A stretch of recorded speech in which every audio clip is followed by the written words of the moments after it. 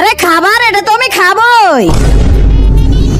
জল পাঠা। হে বসিওয়াল, আমাদের বাচ্চাকে ছেড়ে দাও। না ছাড়বো না, ওকে আমি বাজারে নিয়ে অনেক দামে বিক্রি করে দিব।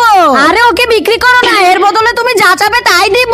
আচ্ছা তাহলে তুমি এই বালতিকে জাদুর বালতি বানিয়ে দাও, যাতে এই বালতিতে কখনো মাছের কমতি না হয়। ঠিক আছে, এই নাও তোমার ছেলেকে ছেড়ে দিলাম। এই তো সুযোগ, আমিও গিয়ে বসি ফেলাই।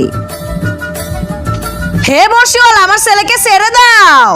বললেই হলো ছেড়ে দে, এর জন্য অনেক টাকা দিতে হবে, না হলে ছাড়বো না। এই নাও টাকা, এই নাও তোমার ছেলে। অনেক টাকা পেয়ে গেছি। আমার সুযোগ কাজে লাগাতে হবে। আবারও খাবার। আরে দাঁড়াও। বুঝতে পারছি, আমার জোরে টান দিতে হবে।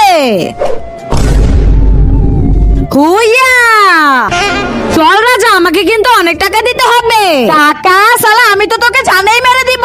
সবাইকে তো টাকা দিলেন, আমাকে জানে মারবেন কেন? তার আগে যদি শয়তানকে ঘৃণা করে থাকো আর মাকে ভালোবেসে থাকো, তাহলে এই ভিডিওটিতে লাইক করে চ্যানেলটিকে সাবস্ক্রাইব করে দাও আর কমেন্টে আই লাভ ইউ মা লিখে যাও। যদি না করো তাহলে আমি বুঝে নেবো তুমি শয়তানকে ভালোবাসো। আবে শালা, আগের বসিওয়ালা গুলো তো আমার ছেলেকে ধরার পরেও জীবিত ছিল। আর শালা তুই এমন ভাবে টান দিছিস যে ওর শরীর থেকে মাথায় আলাদা হয়ে গেছে। আরে জল পাঠা, এবারের মতো মাফ করে দাও।